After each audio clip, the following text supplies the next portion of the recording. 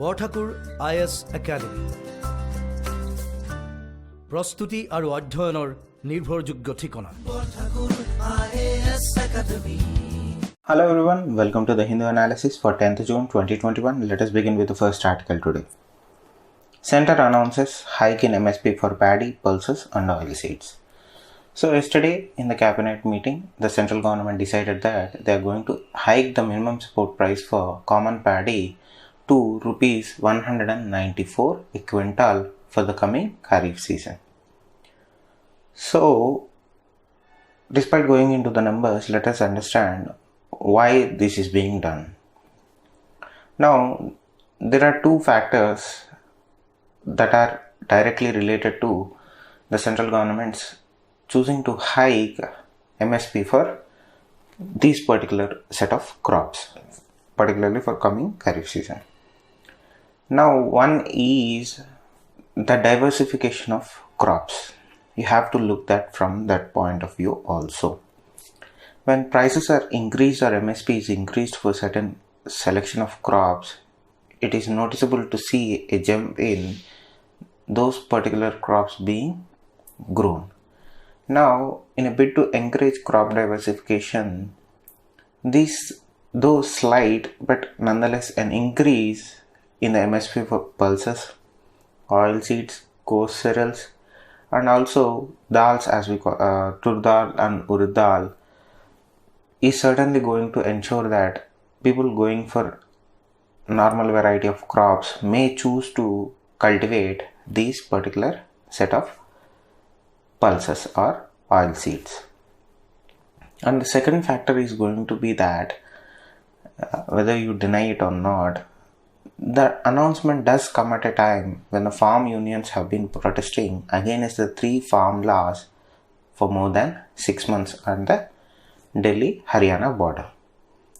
One of the reasons that they are protesting is, one is the repeal of the 3 said laws, and the second is a constitutional or a legislative guarantee, not constitutional, a legislative guarantee on MSP.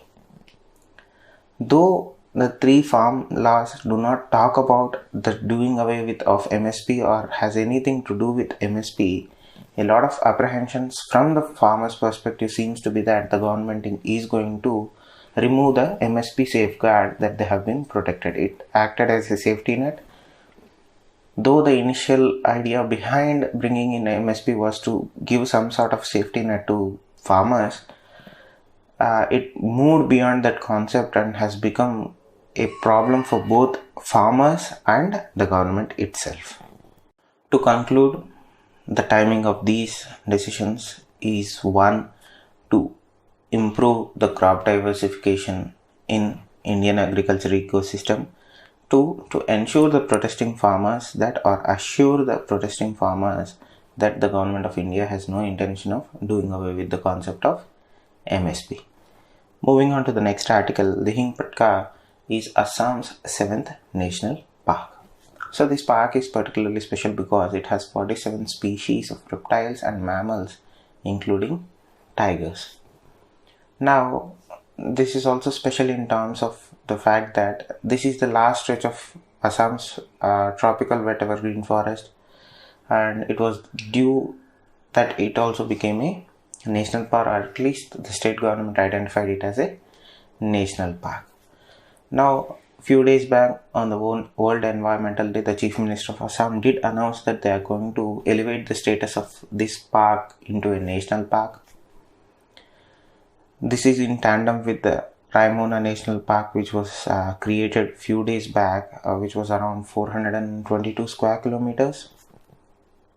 Again, earlier there were 5 national parks in the state.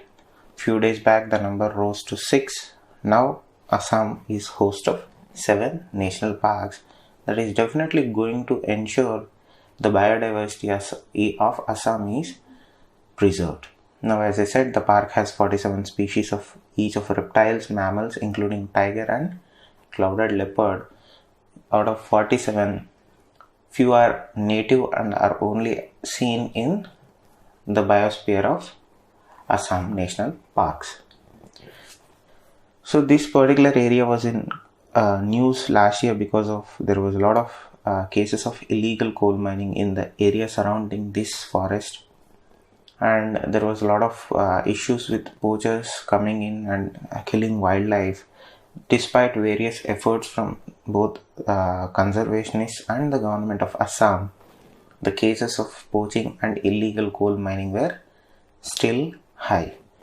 Now, the newly notified park, with its national park status, will have more resources to counter these illegal activities and poaching activities. This will also ensure that in future it clears the way for the central government to identify it into or elevates its status to a national reserve.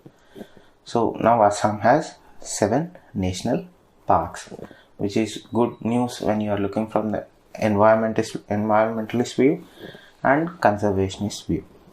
Nothing but a welcome move from the government of Assam nonetheless. Moving on, in an article in news related to the same theme of ecology that we are dealing here, the Patkai Tiger Reserve contingency workers are on strike because of non-payment of salaries for the past few months due to COVID-19 emergency situation. So these contingency workers are very critical in the operational to fulfill operational needs of any reserves or parks, because when the staffing is very low, you are well aware that IFS Forest Services suffers from staffing issues and equipment issues. Few days back, the government decided that they are going to arm the forest rangers with automatic weapons and a little bit of an advanced gear to protect themselves from poachers. In addition to all those employees, these contingency workers do play a critical role in ensuring that the status quo of the forest is maintained and preserved. They help in identifying early on encroachments, they help in identifying poacher traps. They do multiple things in tandem with forest rangers and forest departments. Now, when these people are not getting paid, it's again a point of view of how it is going to impact when they go on strike.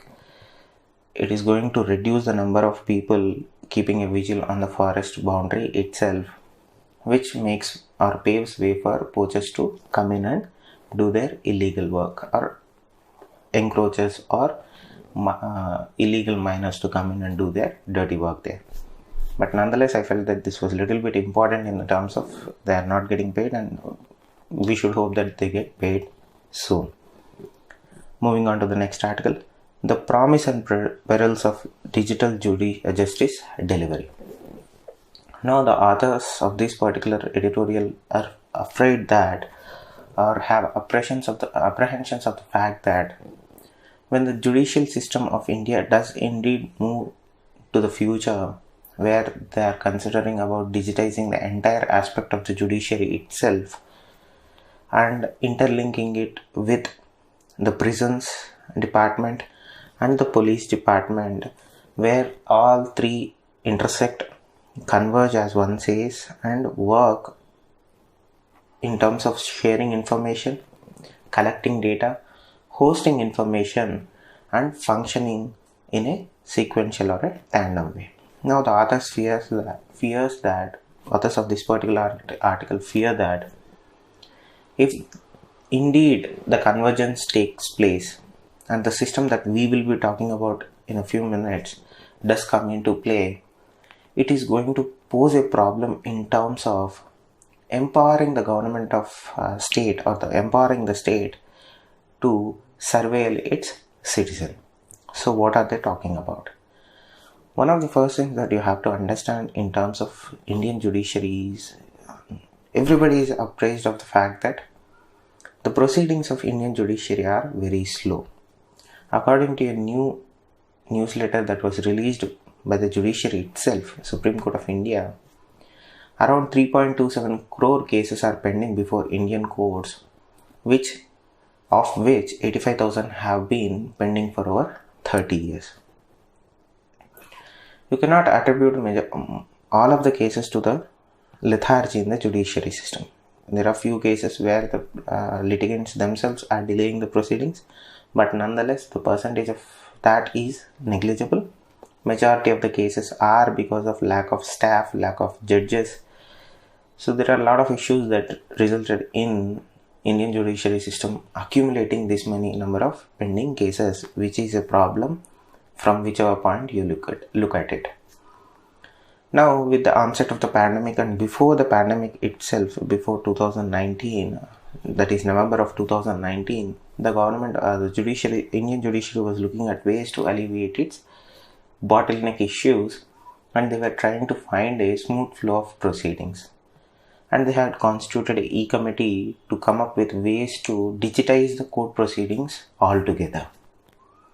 Few days back, the E-committee that was constituted by the Supreme Court of India recently released its draft vision document for Phase 3 of E-Courts project. So the E-Courts project was the ambitious attempt by Indian judiciary, or at least the Supreme Court of India, to bring the Indian judiciary system into digital age. So they decided that they are not going to do it in a single phase. They decided that they are going to go step-by-step process. So when you look at it from that point of view, the E-committee or the digitization process of the Supreme Courts or the Indian judiciary has been to a little bit success, because Phase 1 and Phase 2 of the E-Courts project particularly and solely dealt with digitization of the judiciary. That is, e-filing, tracking cases online, uploading judgments online. And though there were certain hiccups along the way, it has to be said that the process has been successful in terms of when you look at it from High Court perspective and Supreme Court perspective. That the same cannot be said for lower courts, because the Phase 1, Phase 2 were very successful in high courts, various high courts and Supreme Court of India. But the percentage of digitization did not take place in rural courts or lower courts for some unknown reasons. So it's a partial success, but nonetheless is success. So despite certain hiccups that were expected along the way, the Supreme Courts, as I said, and the High Courts have been able to function online, and this was made possible by the E-Courts project, which was monitored by the E-Committee. Now, the vision document that was talking about Phase 3 implementation of the E-Courts project was talking about a system called ecosystem approach to justice delivery. So the document talks about a concept where the judiciary develops an ecosystem that suggests a seamless exchange of information between various branches of the state, such as the judiciary, the police and the prison systems, through an integrated software approach called the Interoperable Criminal Justice System, ICJS. This is not operational by any means. At this point of time, this ICJS is just an idea and it is just a draft. Now, as I said in the beginning of the article, the authors of this particular editorial are concerned with the data collection aspect of it. Now, when you talk about data collection from the perspective of the state and from the perspective of the citizen, from the perspective of the state, it looks like they are collecting data for the betterment of the society itself and to ease the burden on the system, one, and to improve the access to the citizenry. But when we look at the perspective of a citizen, it seems that these data collection drives of the government or the state or any system, either it may be private or a government entity, seems to be always be overdoing whatever the needed asks for. Let us say a system that is developed by a government or a private company asks for three things. One, name, location and date of birth. But they not only ask for these three things, they go on asking additional information which is no longer or not relevant for the project that we are doing. So the author points out that, or particularly two authors of this article point out that the data that might be collected in this particular interoperable criminal justice system will give an opportunity for the state to keep a constant surveillance on the citizenry of the country. which is a problem and which is a cause of concern. So is the collection of data bad at all times? No. Collection of data within means and reasons is always a good thing and is always a positive thing that will certainly help the citizenry of a country. Look at the case of phase 2 of the 𝐸𝐶odes project itself. When the data that was being collected through the phase 2 of 𝐸𝐶odes project, that led directly to the development of National Service and Tracking of Electronic Processes, a software that enabled e-service of summons. Look again, collection of data within right guidelines, within right framework and structure will lead to certain citizen-centric and citizen-oriented services like National Service and Tracking of Electronic Processes. The author's worry is when the lines or the guidelines are smudged a bit and nothing is defined clearly. There is no limit on how much of data that can be collected by the state itself. So, what is the possible solution to allay these fears or concerns? So, when you talk about phase 3, the development of any ecosystem approach to justice delivery, which talks about the development of development and implementation of the ICJS system. So we have to encourage uniformity and standardization of entry fields. What is that? When you talk about interoperable criminal justice system which works in tandem and sequence from the police, the prison systems and the judiciary, it works like this. The police enter the input, the judiciary uses that input to come out with a judgment, and the prison system implements if and when the judiciary decides that the person and the group must be imprisoned for. And it goes reverse also. It's a 360-degree ecosystem or a loop ecosystem where one feeds the other and again the output of the other feeds the others in acts as the other system's input. So when you talk about police, the author particularly these authors say that police method of input of information in certain areas is biased.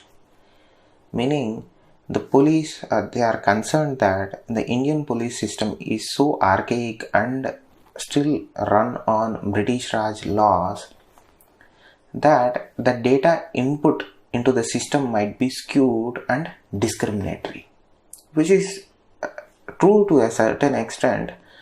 But when you're talking about individuals and citizen rights, you cannot accept a little bit of error. There has to be no error. That is the point of developing systems. You don't need errors.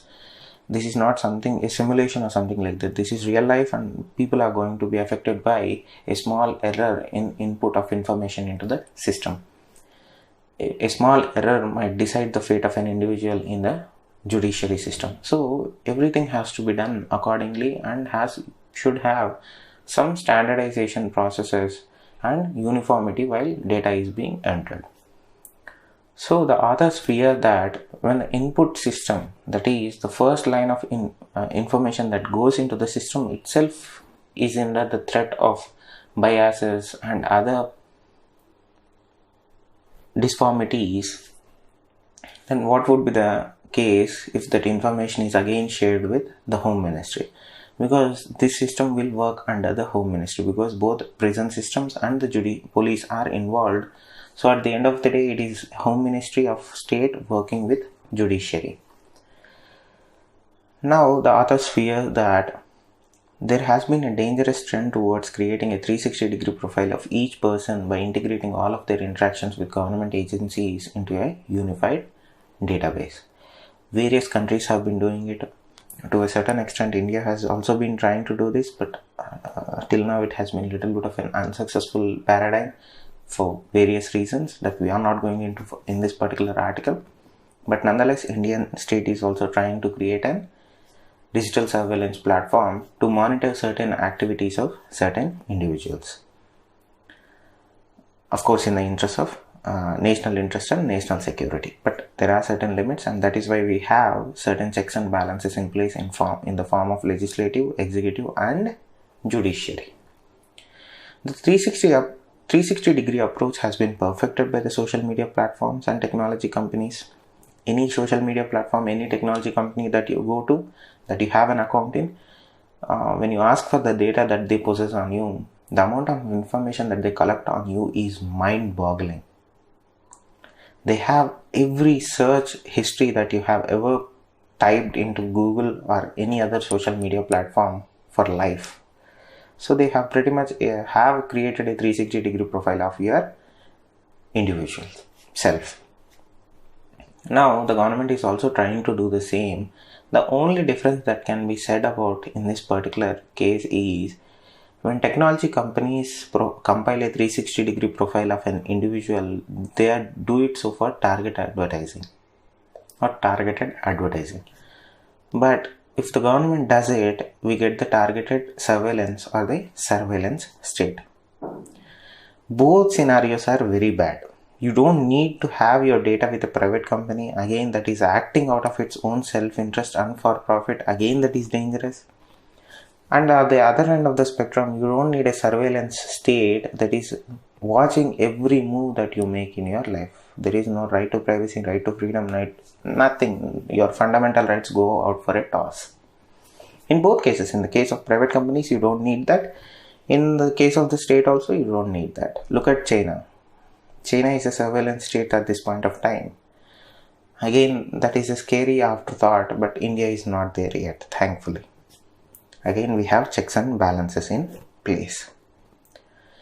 Now, as for the accountabilities, checks and balances in the interoperable criminal justice system, if and when it comes into play, there is no clear explanation offered by the Home Ministry as to why Home Ministry needs to access court data when there is no relation to the criminal law aspect of it.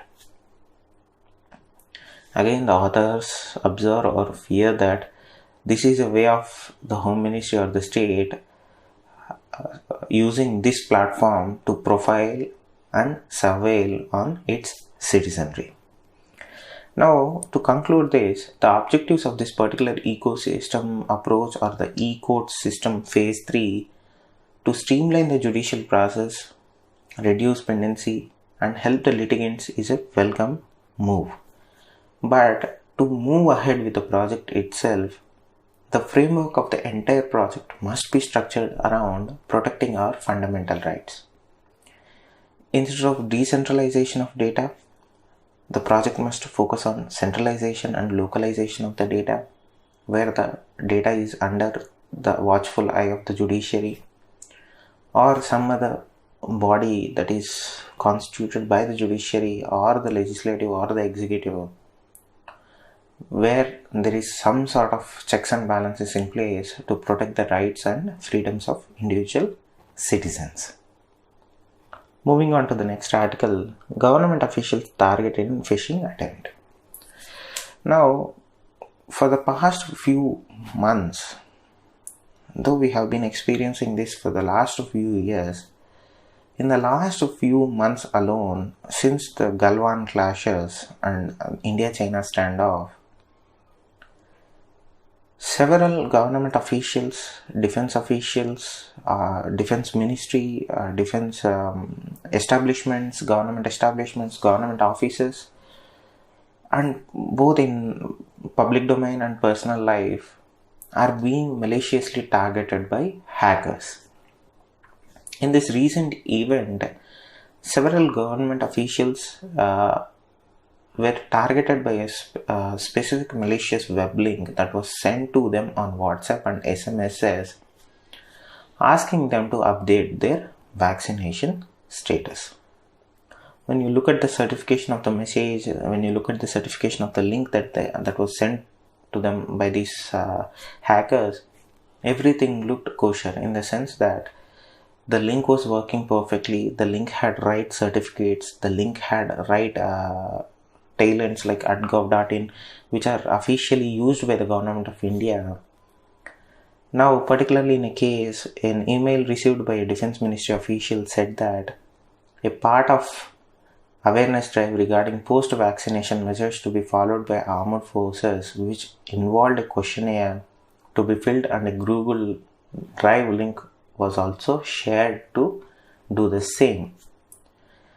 Now, this is a problem in terms of these officials being compromised or their devices being compromised, which are always in the vicinity of secured and protected data. So let me give you an example. To compare how our data is protected to that of the United States, when you talk about digital security, the United States protects its data in packets. So when a file is saved on the servers of United States military or any government establishment, the data is not saved in a single file. It is broken into pieces, and the pieces are linked through a code, packages code, and then these data is stored. Or there are random places where one part of file is saved in different places in packets. Each packet holds certain percentage of data.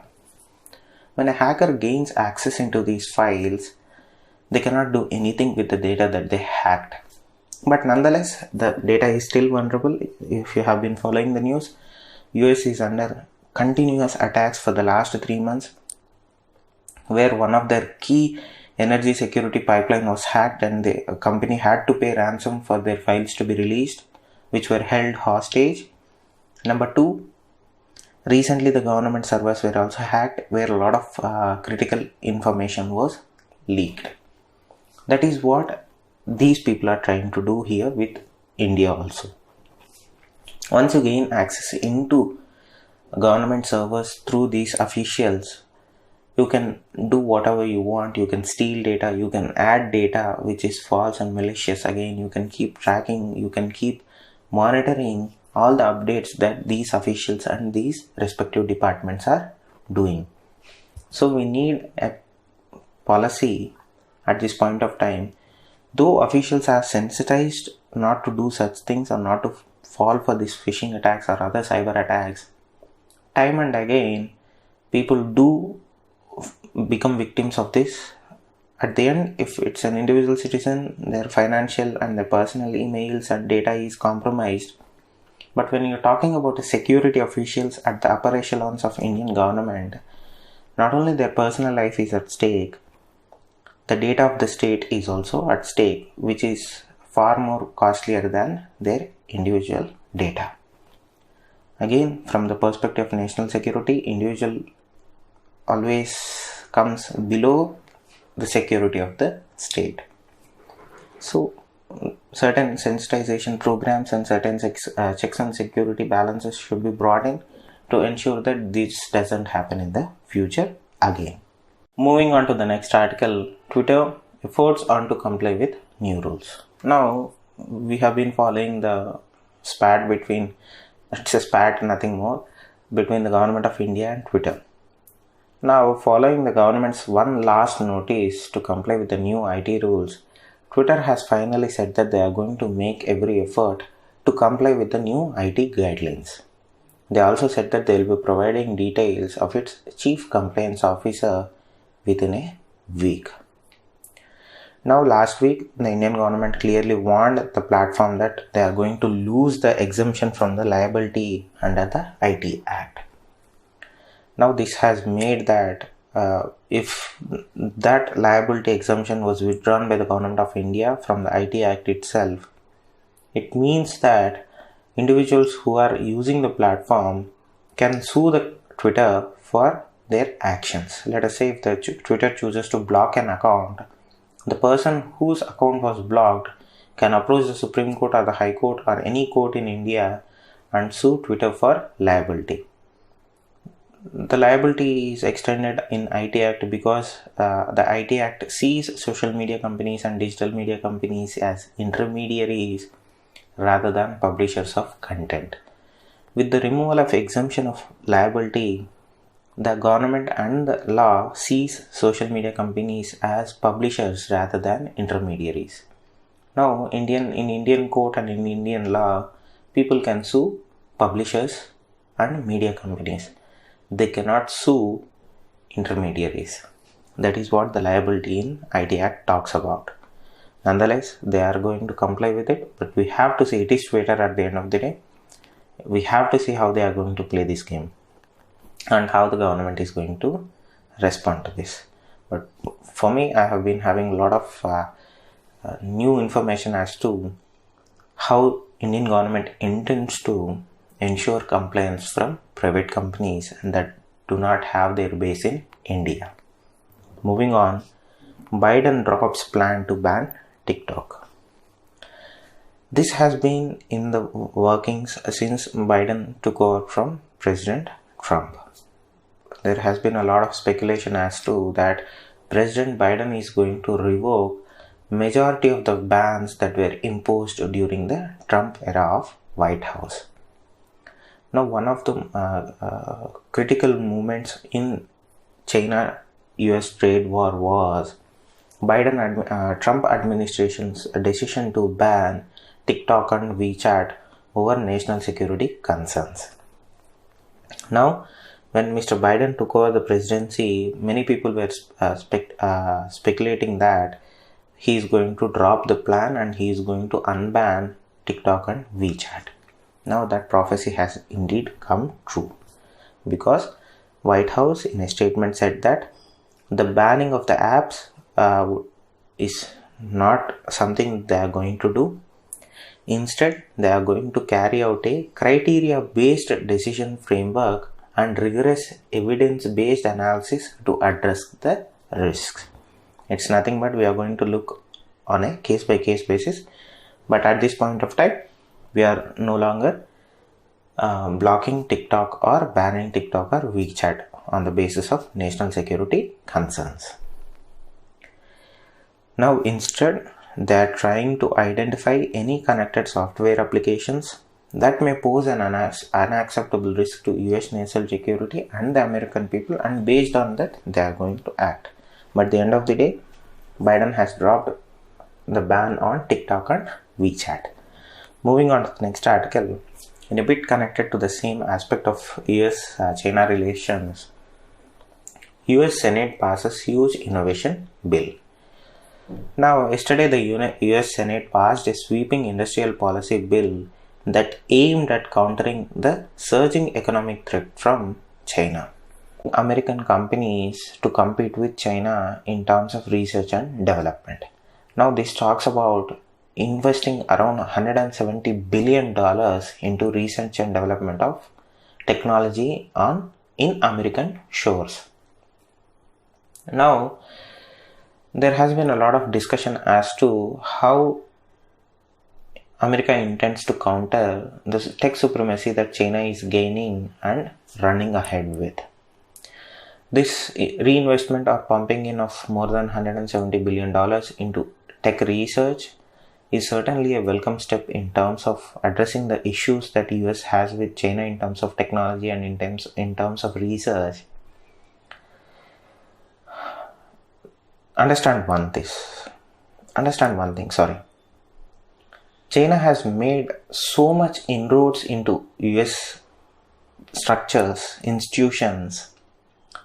No matter how hard the American government tried to protect its IP, intellectual property, one way or the other, China is going to have it. So you have to understand, the Chinese have played a very long game in terms of ensuring that they have their people, their assets in institutions that work on critical technologies in the United States. So it's just a matter of time until and unless US does something about it, which I'm pretty sure they are not going to, because they cannot. At the end of the day, the Chinese Communist Party is going to have their day in the world, because, to repeat myself again here, the Chinese have so many people inside American institutions, it is impossible to hide anything from the Chinese government. Yes, certain key national security features are still intact in the United States. But when you talk about intellectual property, when you talk about technology, when you talk about research, it's just a matter of time before the Chinese get their hand on the information, because that is how compromised these research institutes are in United States. So coming back to the concept of, nonetheless, a welcome move, but the objective here is to counter growing economic might of China. But that train has already left the station and these people are trying to catch up to it. So coming back to the subject itself, the particular area this bill supposes to help is to a number of technological areas in which US has definitely fallen behind China. The bill has allocated 52 billion in funding for a previously approved plan to increase domestic manufacturing of semiconductors.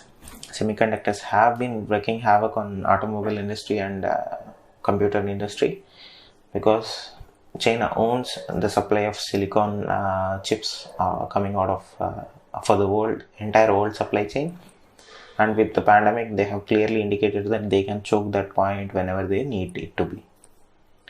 Now it also talks about 120 billion being spent over 5 years for the activities of National Science Foundation to advance priorities including research and development in the key areas of AI and quantum computing.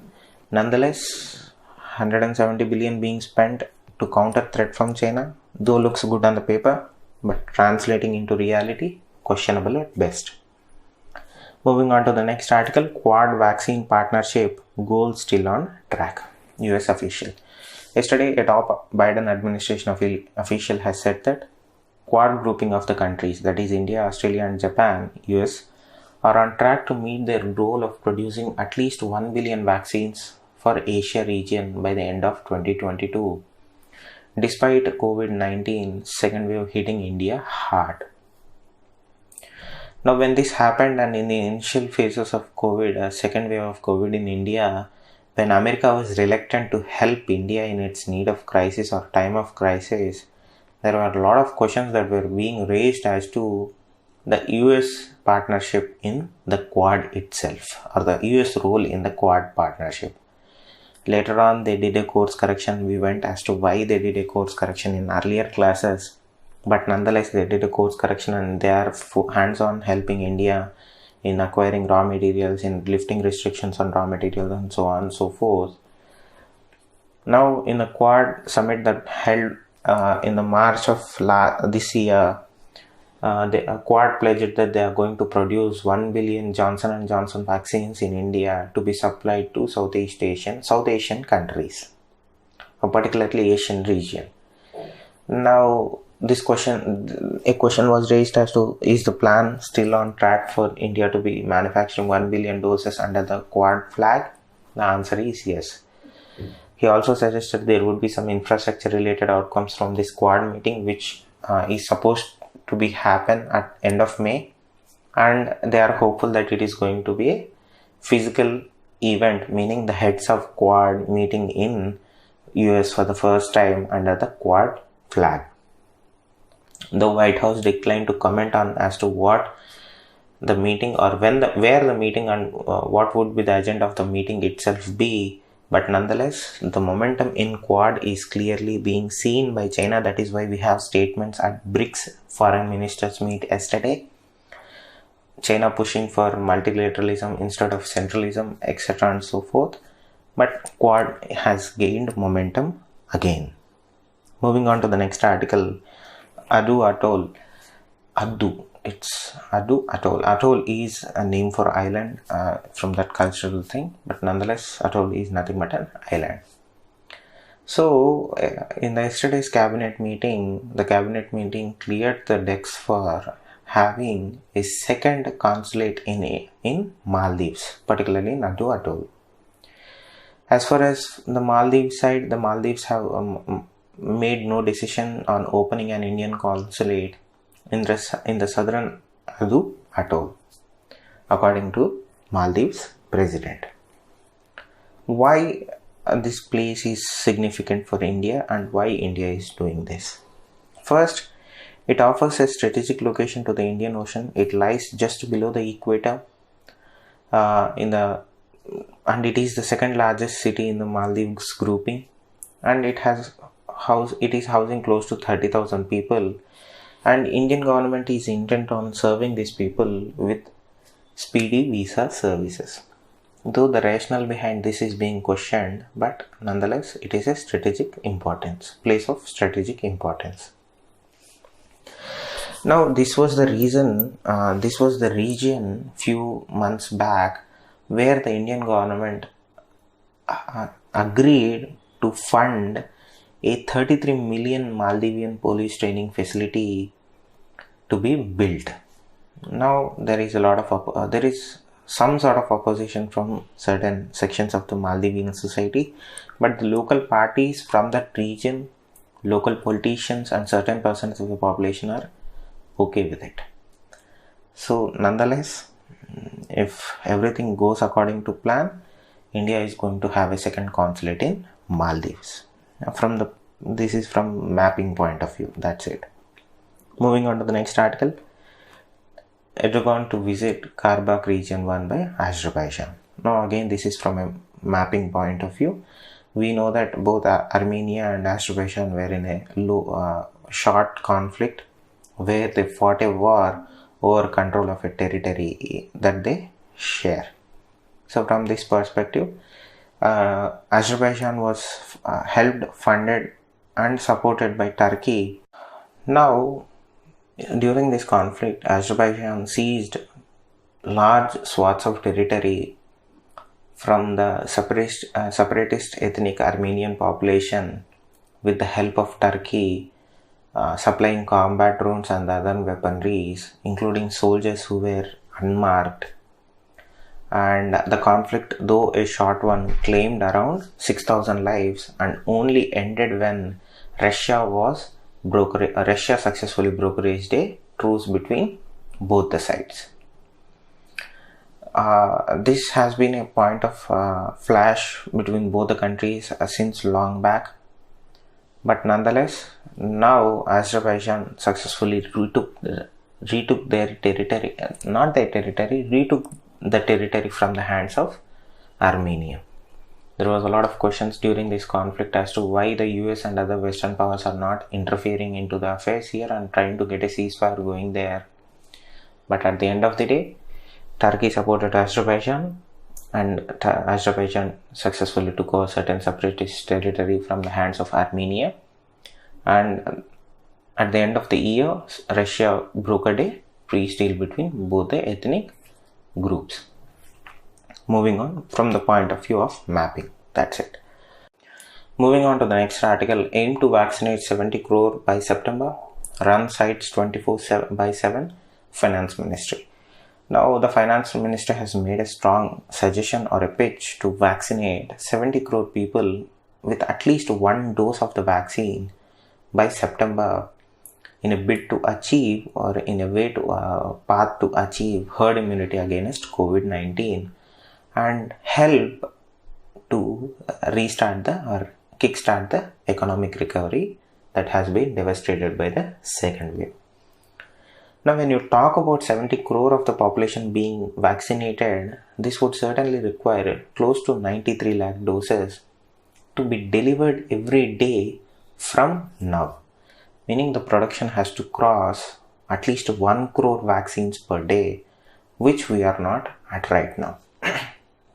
The ministry has also suggested making vaccinations a 24/7 activity, since the hope that from August and September onwards we are going to see an improving supply of vaccines, because both Serum Institute, Bharat Biotech has agreed that they will be able to produce more vaccines by the end of August and beginning of September. India has also placed an order with a Hyderabad-based company called Biological E called Corbevax of 30 crore doses. We are going to see an increase in output from both Sputnik 5 in terms of imports and in terms of productions from Dr. Reddy's lab and Serum Institute of India, who are both producing Sputnik 5. So again, The hope is that with achieving herd immunity, the economic activity can take place again and we can see a slow but a steady recovery of Indian economy.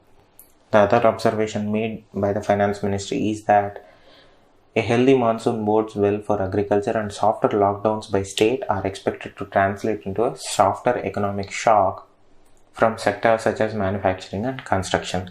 One thing that you have to notice during lockdowns also was that constructions were going on.